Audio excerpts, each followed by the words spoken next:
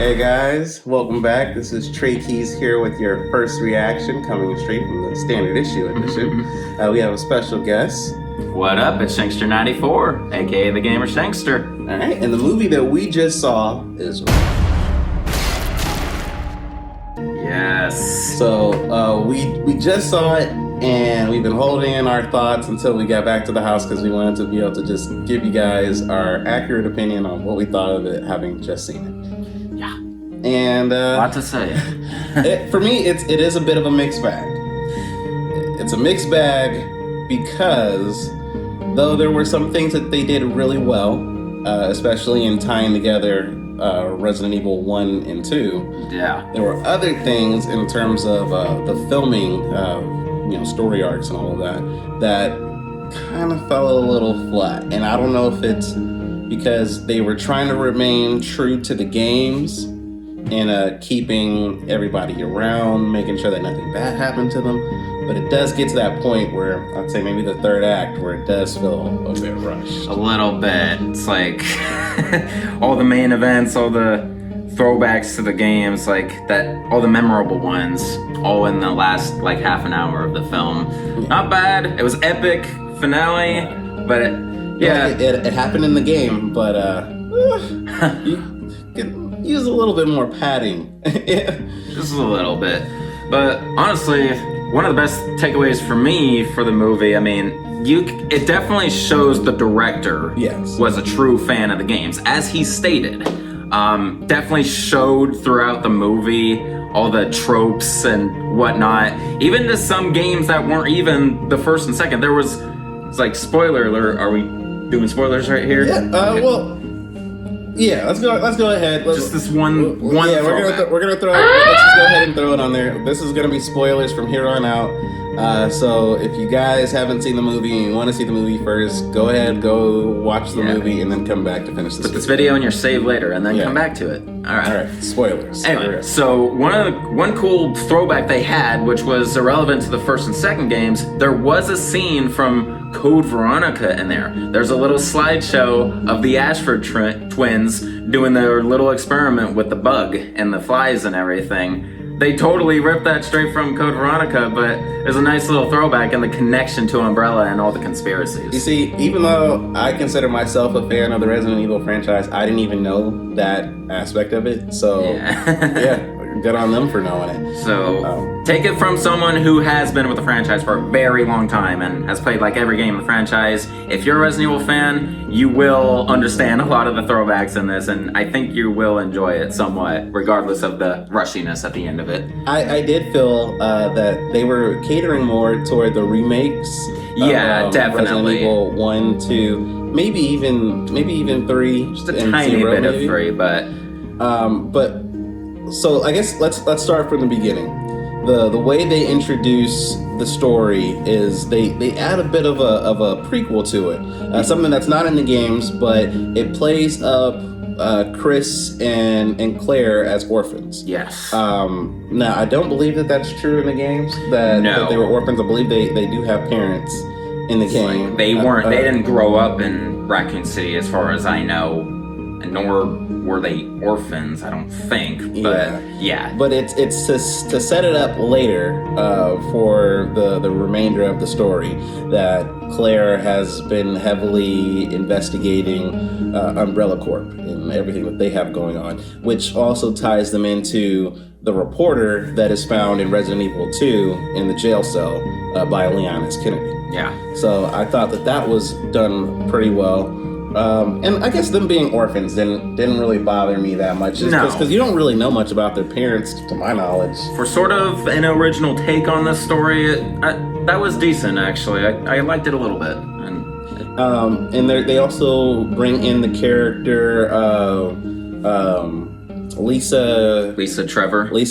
That was something I was actually looking forward to. They introduced her sort of right out the gate, and unlike the game where she's an adversary and you gotta avoid because she can kill you, she actually is quite a helper in this movie, which I really like because she was totally a victim in both the game and the movie franchise, and she actually helped the main character. I will say, in terms of the story, it feels like they could have used her more. Like, there's one point where she is no longer relevant to the story going onward. Yeah. And it is kind of like surprising from a storytelling aspect, because why have the character in there if you're not going to utilize her throughout the whole thing?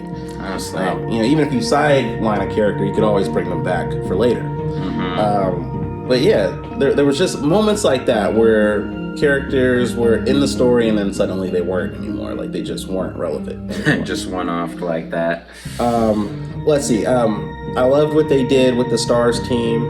They didn't seem to have Burton in there. Barry Burton, yeah. Barry Burton and Rebecca Chambers were missing from the pack. Yes, and I believe Rebecca was part of, Bravo team? She was, actually, in Alpha team. It's like she's one of the only survivors left still in the mansion. So I guess that's something that we can get into. It seems like, though they have both the mansion and the police station in this movie, neither one is given enough time in terms of the screen. Like, they show up, you get the grand exposure shot of the police station, of the mansion, and then after that it's reduced to a couple of quick shots here and there, as if either they didn't have the budget to show the mansion in depth like that, same thing with the police station, or just in terms of the story that they were trying to tell, they just didn't need that much of it. Yeah, so slight bummer, there wasn't more screen time. However, I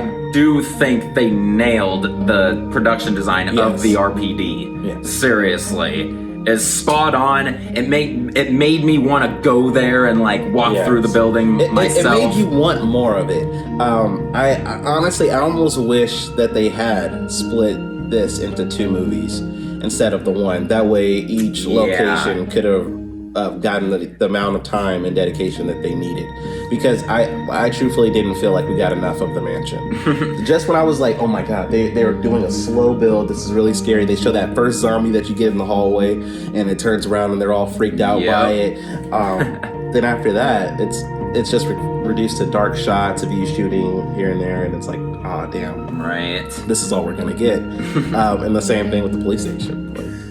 The moment the zombies rush in, you get zombie swarms here and there in the games, but the tension was so great. Like, at a certain point, like when the zombies started coming out in the mansion, it's like it looked futile for the whole team for a little bit. You would be like, there's no way they would have made it out of that. So plot armor definitely came into play a couple times here for the main characters, but that's entertainment for you can guys. tell that just by the end, they wanted all the main characters of the games to be alive at the end. Yeah, and so it's already established, they merged the first 2 games, and near the end that definitely shows too, because normally a point where you only have a set amount of characters, you end up having all 5 of the main survivors of the first 2 games all in the same area together, and it's like, interesting. And then certain people end up with other people that never would have met in the game franchise. Another spoiler real quick, it's like Jill and Leon actually are in the same scene together a lot, actually, which never happens in the game franchise. Never. And it was, I actually kind of enjoyed it, because I felt like it allowed for them to build that camaraderie that happens with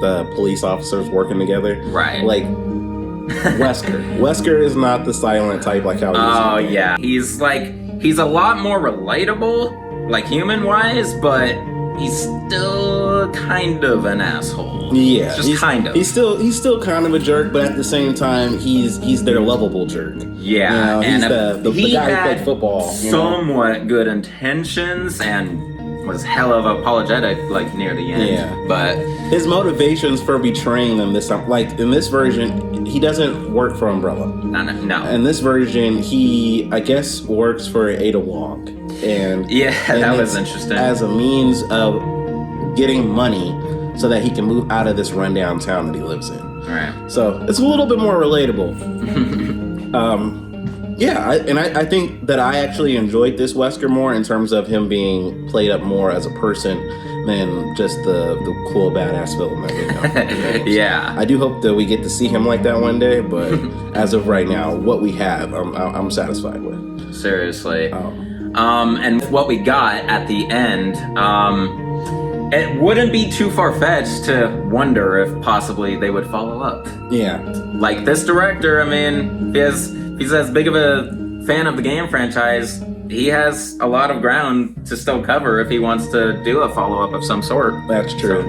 And I mean, I guess with that being said, there are some liberties that I wish they would have taken. Because as I said, when it gets down to it, there's only the main characters from all the games that are left. Yeah. And so you gotta wonder, like, you get to that, especially since we're only in the second act of the movie when this happens, you start to wonder, well, someone has to die, right? Someone has to die, and there's only the main characters left. There's like 5 of them. Which one of our main characters is gonna die? And it doesn't happen. No. It doesn't happen. I'm sorry. It does not happen. And I know for you guys who are diehard fans, you don't want that to happen. Because these are your main characters. Really upset. You want them to make it on to Resident Evil, 3, 4, 5, and 6, and all of that. But my only thing is, if they're gonna make it to all those, you want to see them earn the right to make it to those. Yes. But unfortunately, in this movie, they don't really depict that. They don't ever show that these guys are in any way not going to make it out. There's a point, and I always hate to make this comparison to the original Resident Evil movie, because although that movie didn't stick too close to the source material, there is the all is lost moment that happens in that story. Yeah. Where it doesn't seem like they are any closer to making it out of the Umbrella facility than when they first started. True. So this movie is lacking that. It desperately just needs that moment of where, oh my God, they're not going to make it out, and the clock is ticking. Exactly. I mean, just a little thing throughout the whole movie, they constantly give you like what the time of the day is. Guys, interestingly, very different from the games. Another plot point I'm making. The city is actually already in ruins, sort of. It's a poor town now, and only a few people are still there, only because they can't get out or they work there or something like that. Yeah, and they're all slowly being poisoned. Yeah, it's pretty interesting what they did with the established plot to make this movie happen. Yeah. So all in all, I would say, in terms of this movie, what would I give it? I want to say standard. Just a standard. It's not bad. It just it needs more.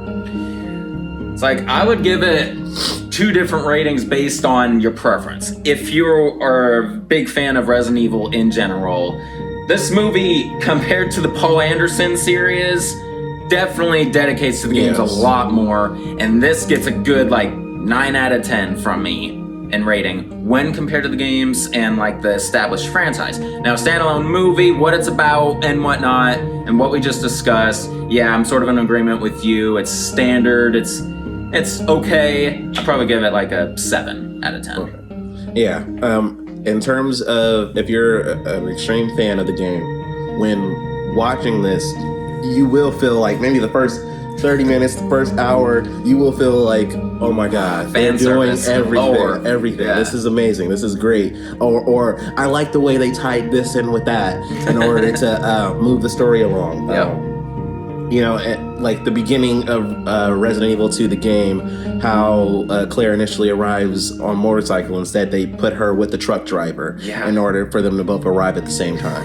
Funny enough, truck driver, just another trope or whatnot. It's just chomping down on a burger in his truck and everything. So every time you see these moments, you will get excited because you're like, I'm a fan, and I know what that's from. So that's awesome. Props to the director once again for being a huge fan of the franchise. Yes, really. I do hope to see more, and I do also hope to see our main characters in more danger in the future.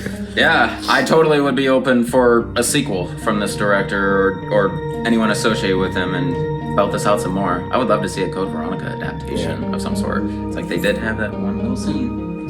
All right, guys. Thanks for watching. Be sure to subscribe if you haven't already.